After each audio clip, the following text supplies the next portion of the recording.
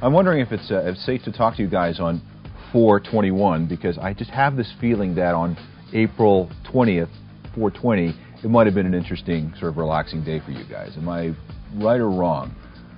The people down at Kindred Cafe were very, very nice yesterday. It was a very relaxed day, for sure. I would imagine. I watched a lot of people on YouTube get high. I didn't get high. What, I think you told me the story last time about your first record deal, about how somebody sent you off into the shed with a bunch of Led Zeppelin records and a bag of dope and said, write some songs. Yeah, when we first met with the label, they always let you in the closet of all the artists that they have, or so you can pretty much just get any CDs you want that they have in there. And they sent us home with a box set of Led Zeppelin, and we got the goods on our own, and went in Mom's garage, and that's where the band pretty much started and formed over the next 2 weeks.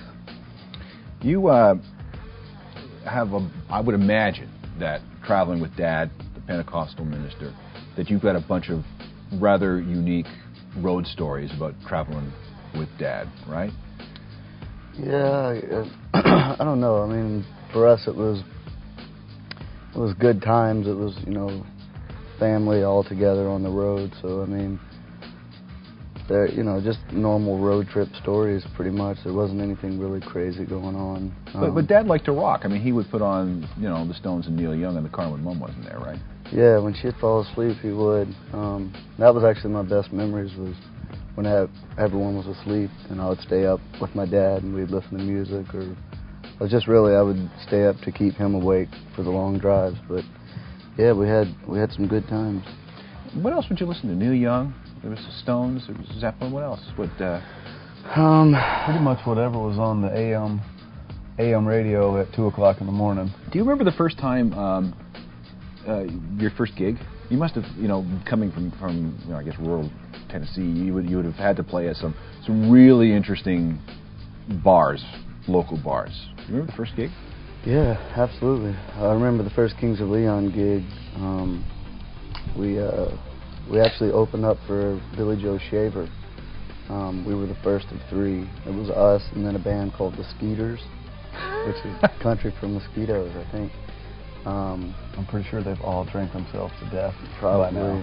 But yeah, it was our first gig, and we were nervous because it was all cowboy hats and people that were there for old Western music, and so we were all just like, man, what are we gonna do? Well, that's kind of like that scene out of the Blues Brothers where they go to that bar and they have to play behind chicken wire. Yeah.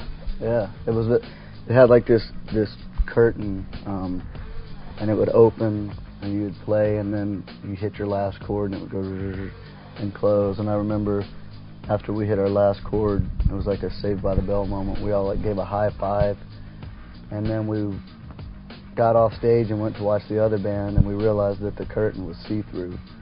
So the whole place saw us high-fiving and hugging and crying. So we're a bunch of albums into what looks like a very sustainable career. And it's rather interesting with you guys because you start with an EP, you release a bunch of albums, and you're allowed to develop as a band, which is unusual because, let's face it, a lot of bands these days, you get one album, 1 or 2 singles, and out. Mm-hmm. It's I guess it must be some pretty cool vindication. Leave us alone, let us develop, let us build a fan base, and we'll turn this into a monster. Well, it's especially now when the things that are happening in our career and things that that, like you say, a lot of bands don't get to do. For us, it's so much sweeter, because we worked our way to where we are now. You have a lot of bands that come out and they have this one fluke pop hit, and they're playing, these big venues on their first album, and then their second album tanks and they're gone. Mm-hmm. And for us, it's album 4 before we get to play these places. So we've worked our way up, and we've waited for this moment, and we've prepared for it. And so, I don't know if the record label did it on purpose. I think just the way that we made records and the way that they would be surprisingly successful in certain places, and then other places they were just kind of under the radar. So they kind of had to let us develop, because they didn't want to, you know, they didn't want to drop us from the label when they knew they were guaranteed 500,000 sold in the UK and Australia and all this, you know. And that's the interesting thing too, is because your first seed of success it wasn't in America, it wasn't in North America, it was in the UK and Europe, which is a bit unexpected for a band from Tennessee. Yeah, especially considering when we first came out, the sound that we were producing was, you know, we thought that the South was going to be the only place that would actually get it, and the South was one of the last places to get it. There were these kids in Ireland that would be singing our songs, and we were just like, I didn't know how they could understand what I was saying. But yeah, you know, it was just a crazy thing, and I mean, I definitely think there was some luck involved. But you know, after that all passed, we really worked, and every time we write a song, every time we make an album, we all sit down and, you know, we kind of talk about what we want to do next and what we want to do that we haven't done before.